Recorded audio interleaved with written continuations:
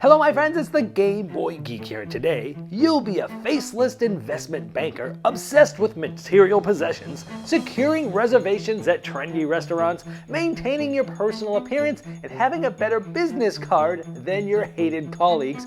Hey, and if anyone wears a nicer suit, you may just have to kill them while listening to a very hip song. American Pyscho, a killer game, is a trick-taking game for 2 to 5 players. It takes 45 to 60 minutes to play, and is for ages 14 and up, and published by Renegade Game Studios. Today, we'll be doing a rule school where I'll teach you how to set up and play the game so that you don't have to read the rulebook yourself. Now, I placed timestamps in the index below me just in case you want to jump to a specific section of the rules. Let's get started.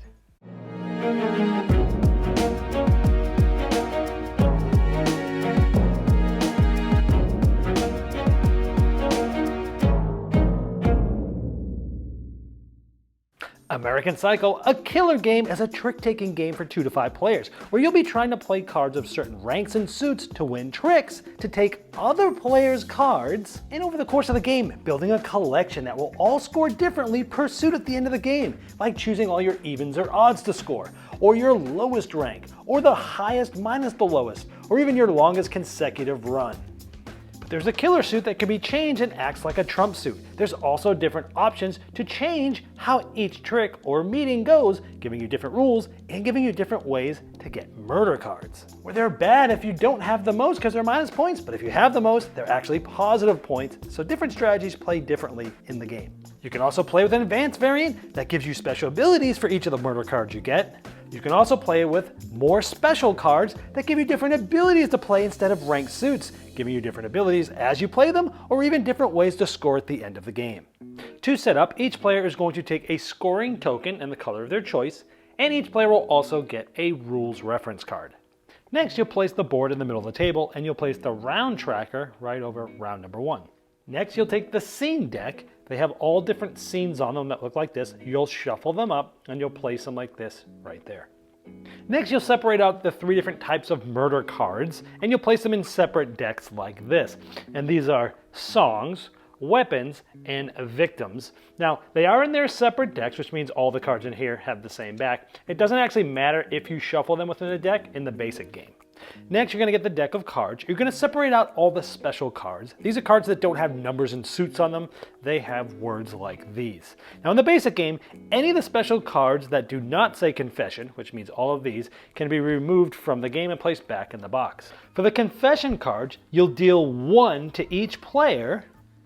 You'll then keep one of these off to the side for now. Any additional ones that you're not using, meaning they weren't given to a player and they're not the single one that will be added to this deck later, you can remove and place back in the box.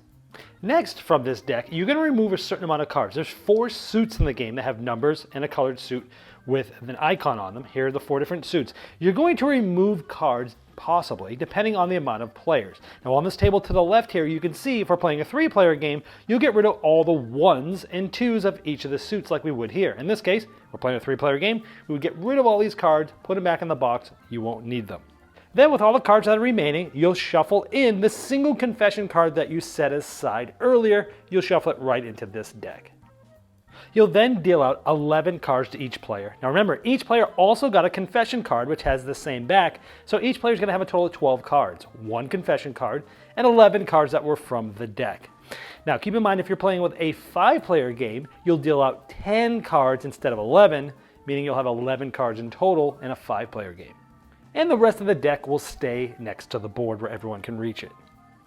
Determine the starting player any way you see fit and give them both the chainsaw and the leader briefcase. Now, I am going to show you some differences with a 2-player game at the end of this video, as well as some advanced play. The object of the game is to have the most points in the end, and at the end, you're going to have a tableau of cards from different suits. Each of these suits are going to score differently. You also may have victims, which may give you negative points or positive points depending on certain things in the game. So, trying to have the most points, I'll tell you more about how each of these score individually as we teach the game. The game is played over multiple rounds and a certain amount of rounds depending on how many players are in the game. Now each round will have multiple meetings, which you can also think of as a trick. The person with the leader token will take the top card here and they'll flip it up. Then they have a choice of doing either A or B. By the way, if this is ever empty, you can shuffle the discard pile to create a new draw deck. And once they've decided which of those abilities to use, they'll put the cover token on the one they're not using. For example, this will be certain rules for this meeting that we'll go over in just a little bit. They'll also select the killer suit, which if you've played trick-taking games before, it's like the trump suit. There's 4 suits in the game. There's assets, business cards, reservations, and routine. So they'll select one of these.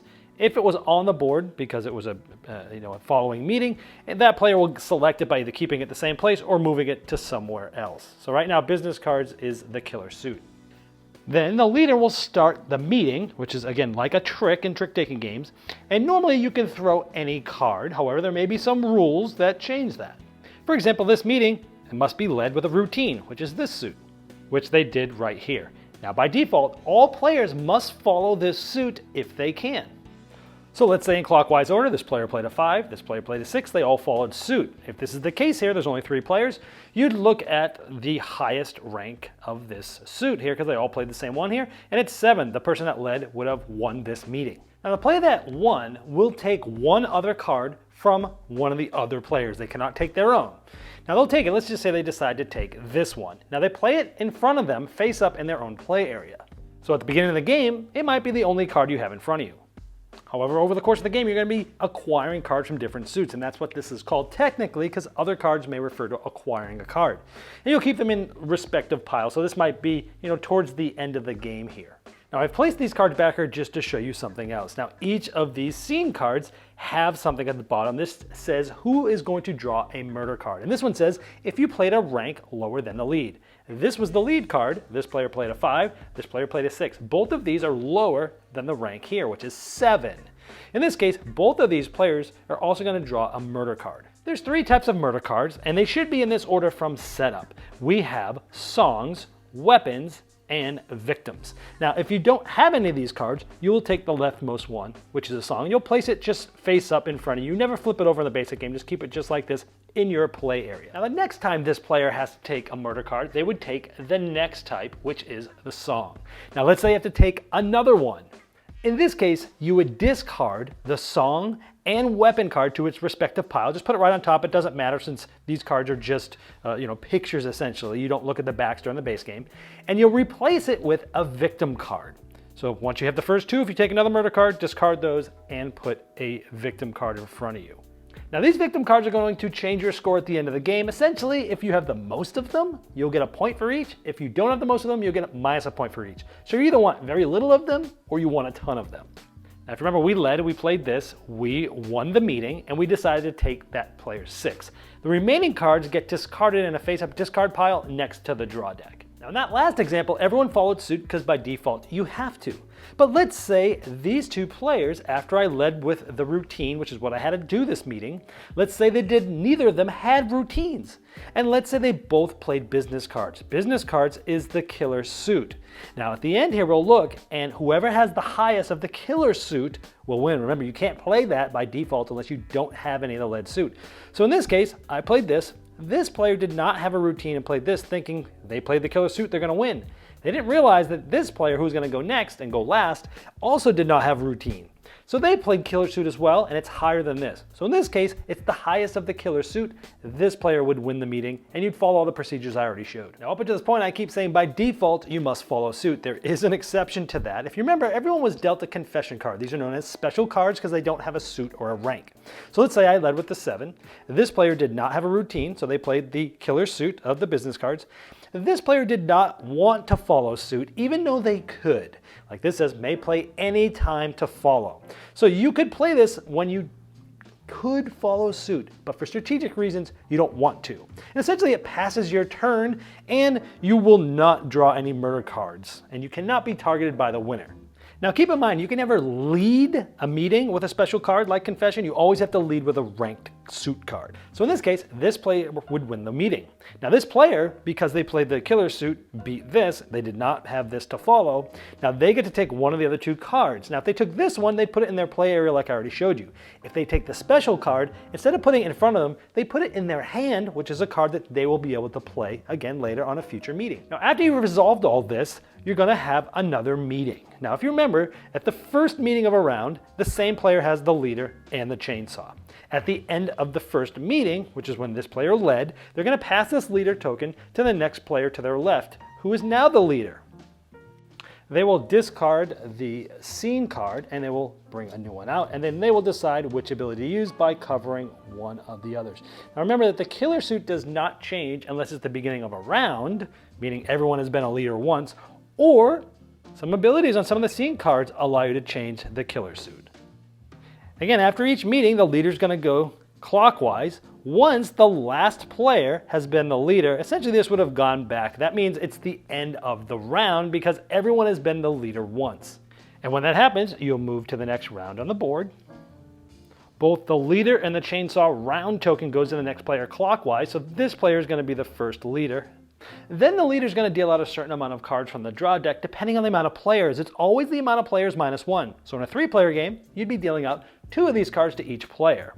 Now remember, you're creating a discard pile here. This only gets reshuffled if this is completely empty and you need to draw a card. At that point, you'd take the discard pile, you'd shuffle it up, create a new deck, and continue dealing until you have dealt out all the players, the amount of cards equal to the amount of players minus one. And don't forget, the leader of the next round can change the killer suit.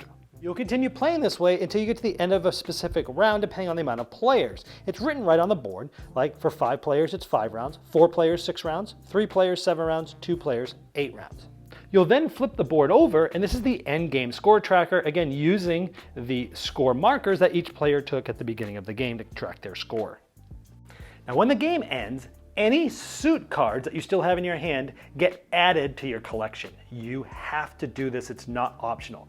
Then, for every confession card you might have in your hand, you can get rid of 1 victim card, and then we do some scoring. Now, each of the suits scores differently, and it's on one side of your player aid, talks about how each of these score. For example, the assets, you're going to choose odd or even, and then you get 2 points for each of those. Well, here I have 2 odds and 1 even, so I'll score odds. I have 2 of them, so I get 2 points for each of those for a total of 4 points. For the business cards, you get the value of the lowest ranked card. So here we have a 15 and a 5, so in this case I score the 5. With the reservations, you take the highest rank and minus your lowest rank. So 13 minus 4, I get 9 points for that suit. With the routines, you look at your single longest run of consecutively ranked cards. Right here I have 8, 9, 10, then 13. So I have 3 cards that are consecutively ranked. You multiply that by 3. So I have 3 cards consecutive, multiply it by 3, 9 points for that suit. Then we score the victim cards. If you have the most of these, you can't be tied, you have to have exclusively the most, each of these would be worth a positive 1 point. But I don't. Let's just say I don't have the most or I'm tied with the most, then each of these are minus a point. So in this case, I would have minus 2 points. So all in all, I have a total of 25 points. Whoever has the most is the winner of the game.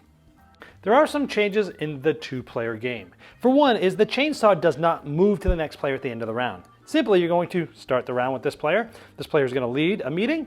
Then the next player is going to lead a meeting. When it gets back to this player, you then increase the round number. And remember, when getting cards from the deck at this point, you're getting number of players minus 1, so each player gets 1 card from the deck. Also at the beginning of a round, you cannot change the killer suit by default. However, some cards and effects may allow you to do so. When leading a meeting, before choosing the scene, you're going to draw a card off the top of the deck and flip it face up. This just acts as another card because remember, when you win a meeting, you'll be taking one of the other cards and it gives you a choice now. Now, for the first card of the game, if it's drawn and it's not a suit card, you would discard this card and you would draw until you got a suit card. This sets the killer suit for the beginning of the game. Now, there's a couple ways to play the advanced play. Number one is the different murder cards. When you draw these, you place them face up in front of you instead of face down, and they give you abilities. Like, for example, you may use this to select the scene A or B for the turn, and the leader still leads. And if you decide to do that, you flip it over to show that you've used it. For the weapons, you do the same thing, but these have ranks on them. Now, anytime you play a suit card with a rank that matches one of these, you can change the killer suit. But remember, when playing with this, remove weapon cards that have the same rank of cards that you may have discarded at the beginning of the game. For example, if you got rid of 1s and 2s, make sure that those ranks aren't on any of the cards. When taking a victim card, make sure you return the song and weapon cards to the bottom of their decks face down like this. Now the victim cards, you still place face down in front of you. However, you get to peek at what this says and will change the game's scoring at the end. You don't just gain or lose points as before. Now this will tell you how this scores. Again, you can look at this anytime, but you keep it face down in front of you. Now you can play with extra special cards, there's 6 of them. Now to play this way you set up as normal, but from these 6 you'd shuffle them up, you'd give 1 to each player face down, then you'd take 1 and shuffle into the main deck. Now keep in mind this will change how many cards you deal out of the regular suit cards to each player, because now they're going to be getting a confession card, and one of these special cards, you give them 1 less suit card than they would normally get. Make sure any of these not given to a player, and the single one added to the main deck, any additional ones get removed from the game. These cards allow you to do different things. They tell you when you can play them, they tell you what they will do for you at the end of the game if they're still in your hand, and you just follow the rules on the card. Well, I hope this helped you dive right into American Pyscho, a killer game, faster than you normally would if you had to read the rulebook yourself. Now, if you have further questions about the rules, I've placed a link below me in the description of this video. That's the best place to ask them, since not only will I be notified, but so will Renegade Game Studios.